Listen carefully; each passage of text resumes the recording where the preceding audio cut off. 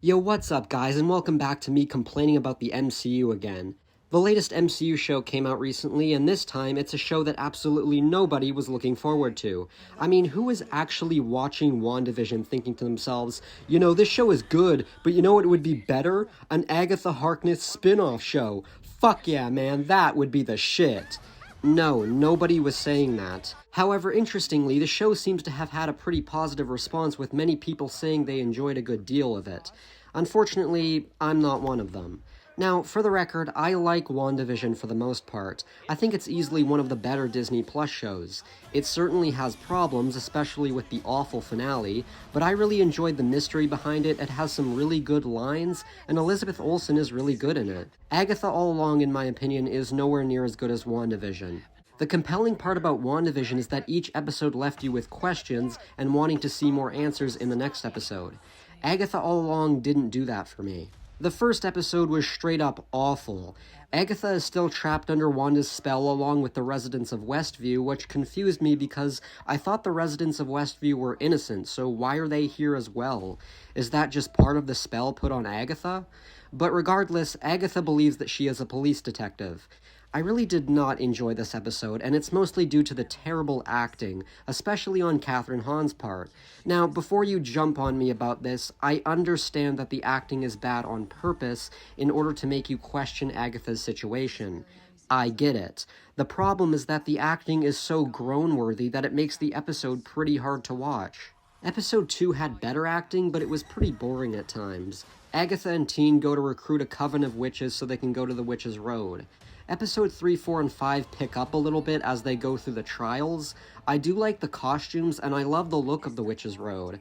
I like the moment in episode 4 where Rio tells Agatha that Teen isn't her son. It's actually kinda sad learning that something happened to her son, and she's using Teen almost as a replacement. I also like when the Coven performs the ballad as a band. Episode 5 kinda disappointed me. First of all, there's a scene where they're all riding on broomsticks, and man, I haven't seen green screen effects this bad since... Well, actually, never mind. They actually use a Ouija board, and I was hoping that they would use this opportunity to make fun of this cliché, and they do a few jokes, but none of them are at the expense of the Ouija board. It's actually somewhat taken seriously, and is pretty cliché in my opinion. Oh no, it's moving on its own without anyone touching it. Seriously? This is so lame. Episode 6 reveals the backstory behind Teen, where it's revealed that Billy, the son of the Scarlet Witch, possessed his body in order to find his brother Tommy. Teen/Billy was probably my favorite character because he's the only one that I wanted to know more about.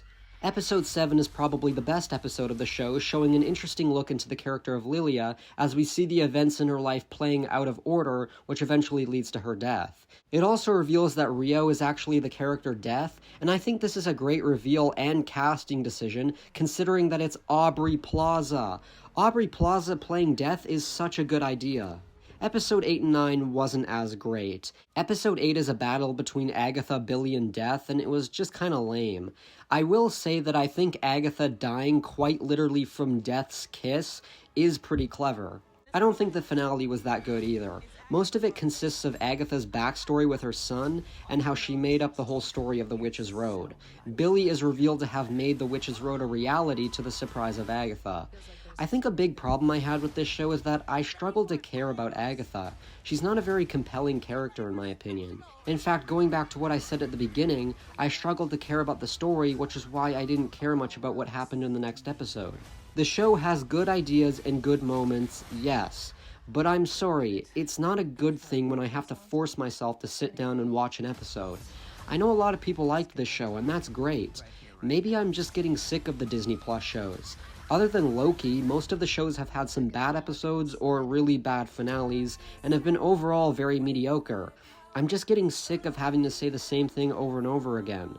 I think Agatha All Along is okay at best. It's not bad, not great, just okay. I'm giving Agatha All Along a 6 out of 10. I honestly debated even making this video because it just seems so tired at this point. How many MCU shows have I given a 5, 6, or 7 rating to? I gave Secret Invasion a 6, I gave What If a 5.5, I gave Echo a 7, and now I'm giving Agatha a 6. I'm really getting sick of having to sit through these shows. These Disney Plus shows are so fucking similar in quality. Unless it's She-Hulk or Loki, they're getting put into the middle of my ranking. Look, if you've seen Agatha, I hope you enjoyed it more than I did. I don't want to constantly be down the middle with these shows, but I can't help how I feel. I am looking forward to Daredevil Born Again next year, so there is hope. But with that being said, I hope you guys enjoyed this video, and have a good night.